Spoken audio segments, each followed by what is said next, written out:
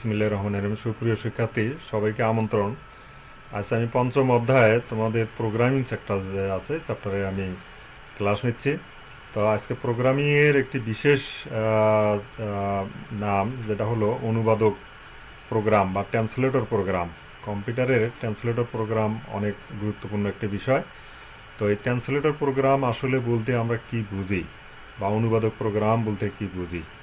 প্রিয় শিক্ষার্থী, উৎস প্রোগ্রামকে বা সোর্স প্রোগ্রামকে যন্ত্র ভাষার প্রোগ্রামে যে প্রোগ্রামটা রূপান্তর করে তাকে বলা হয় অনুবাদক প্রোগ্রাম বা ট্রান্সলেটর প্রোগ্রাম। অনুবাদক বা ট্রান্সলেটর প্রোগ্রামটার একটা উদাহরণ তোমাদেরকে আমি বলি। আমরা যখন যদি ইংরেজি বলি, যেমন ধরে নাও আই লাভ ইউ, আমি তোমাদেরকে ভালোবাসি। এখন এই কথাটা যদি যে ইংরেজি জানে না, সে কিন্তু আই লাভ ইউ এই কথাটার অর্থ বোঝে না। অথবা আই লাভ মাই কান্ট্রি, আমি আমার দেশকে ভালোবাসি, যে ইংরেজি বোঝে না, অন্য ভাষাভাষী, সে কিন্তু বুঝবে না। কিন্তু তার ভাষায় যদি এই অর্থটা অনুবাদ করে দেওয়া হয়, তাহলে কিন্তু সে বুঝতে পারবে যে হ্যাঁ, এর অর্থ হলো এইটা। এইরকমই যে আমরা যখন উৎস বা সোর্স প্রোগ্রামগুলো লিখি, তখন কিন্তু মেশিন কিন্তু এই ভাষাটা বুঝতে পারে না। কাজেই মেশিন ভাষায় রূপান্তরের জন্য বিশেষ ধরনের একজন প্রোগ্রাম আছে, যাকে বলা হয় ট্রান্সলেটর বা অনুবাদক প্রোগ্রাম। আশা করি বিষয়টা তোমরা অনুধাবন করতে পারছো। প্রিয় শিক্ষার্থী, তোমরা একটু স্ক্রিনের দিকে তাকাও, আমি তোমাদেরকে দেখাচ্ছি যে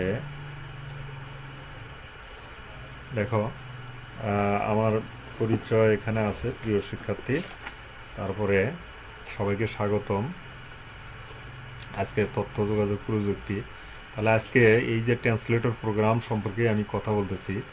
এই ট্রান্সলেটর প্রোগ্রামে তোমরা যেটা যেটা শিখতে পারবে সেটা হলো অনুবাদক প্রোগ্রাম কি, অ্যাসেম্বলার কি, কম্পাইলার কি, ইন্টারপ্রেটার কি। আচ্ছা, অনুবাদক প্রোগ্রাম এই তিন প্রকার, যেটা কম্পাইলার, ইন্টারপ্রেটার এবং অ্যাসেম্বলার। তা এই বিষয়গুলো আসলে তোমাদের, যেমন অনুবাদক প্রোগ্রাম কি, আমি এখানে সংজ্ঞা দিয়েছি প্রিয় শিক্ষার্থী। দেখো এখানে অনুবাদক প্রোগ্রাম কি, যে প্রোগ্রামের সাহায্যে উৎস প্রোগ্রামকে বস্তু প্রোগ্রামে পরিণত করা হয় তাকে অনুবাদক প্রোগ্রাম বলে।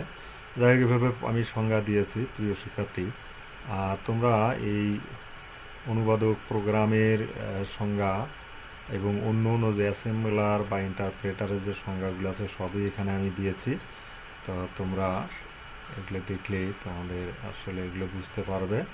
প্রিয় শিক্ষার্থী, লক্ষ্য করো স্ক্রিনে যে যেমন অ্যাসেম্বলার সংজ্ঞাও আমি এখানে দিয়েছি, যে অ্যাসেম্বলার যেটা অর্থাৎ সাংকেতিক ভাষাকে মেশিন ভাষায় রূপান্তর করে। কারণ সব ভাষাগুলো কিন্তু আসলে যদি অক্ষর হবে তা না, আমরা কিন্তু অনেক সংকেত দিয়ে, চিহ্ন দিয়ে অনেক কিছুই লিখি। বিশেষ করে এটা হলো দ্বিতীয় প্রজন্মের মেশিন ভাষার পরে কিন্তু অ্যাসেম্বলার ভাষাটা এসেছে। তো আমি এখানে অ্যাসেম্বলি ভাষার সংজ্ঞা তোমাদেরকে দিয়েছি। তারপরে কম্পাইলার, দেখো কম্পাইলার হলো, এটাও এক ধরনের অনুবাদক প্রোগ্রাম। কম্পাইলারের অনুবাদ, এটা কিন্তু বড় বড় প্রোগ্রামকে একসাথে অনুবাদ করতে পারে, অর্থাৎ মেশিন ভাষায় রূপান্তর করতে পারে। আর কম্পাইলার সাধারণত খুব দ্রুতগতির একটা প্রোগ্রাম, যে সমস্ত ভুল একসাথে ধরে এবং সমস্ত বিষয়টাকে একসাথে মেশিন ভাষায় রূপান্তর করতে পারে। তারপরে ইন্টারপ্রেটার হলো এক ধরনের অনুবাদক প্রোগ্রাম, যা কম্পাইলের মতো হাই লেভেল ভাষায় লিখিত প্রোগ্রামকে মেশিন ভাষায় রূপান্তর করে। তবে ইন্টারপ্রেটার লাইন বাই লাইন অনুবাদ করে। কম্পাইলার একবারে করে, কিন্তু ইন্টারপ্রেটার কি করে, লাইন বাই লাইন অনুবাদ করে। প্রিয় শিক্ষার্থী, তারপরে তোমরা দেখো, আচ্ছা, এটা অনুবাদক প্রোগ্রামের একটা গ্রাফিক্স কাঠামো, অর্থাৎ যেমন হাই লেভেল ল্যাঙ্গুয়েজকে ট্রান্সলেটর ল্যাঙ্গুয়েজ দ্বারা মেশিন ল্যাঙ্গুয়েজে রূপান্তর করে। ধরে নাও এটা হাই ল্যাঙ্গুয়েজ, আমরা হাতেই লিখেছি একটা উৎস প্রোগ্রাম, বা এটাকে বলা হয় একটা সোর্স প্রোগ্রাম। সেই সোর্স প্রোগ্রাম যখন ট্রান্সলেটর প্রোগ্রাম, অর্থাৎ এই কম্পাইলার, অ্যাসেম্বলার বা ইন্টারপ্রেটার দ্বারা যখন এটা অনুবাদ হবে, অর্থাৎ মেশিন ভাষা রূপান্তর হবে, তখন এইরকম হবে। অর্থাৎ 0-1, তোমরা জানো কম্পিউটারের ভাষা হলো 0-1, এই 0-1-এর রূপান্তর হইলে তখন মেশিন ভাষা এটা কী করবে, বুঝতে পারবে। প্রিয় শিক্ষার্থী, যাই হোক, এরপরে তাহলে আজকে তোমরা আচ্ছা কম্পাইলার, ইন্টারপ্রেটার, অ্যাসেম্বলারের সংজ্ঞা, অনুবাদ প্রোগ্রামের সংজ্ঞা, উৎস প্রোগ্রামে অনুবাদ করার প্রয়োজন কেন হয়, এই প্রশ্নগুলো উত্তর অবশ্যই তোমরা পাবে প্রিয় শিক্ষার্থী। তারপরে সকলকে ধন্যবাদ জানিয়ে আজকের ক্লাস এখানেই শেষ করছি এবং তোমাদের সবাইকে শুভেচ্ছা এবং স্বাগত।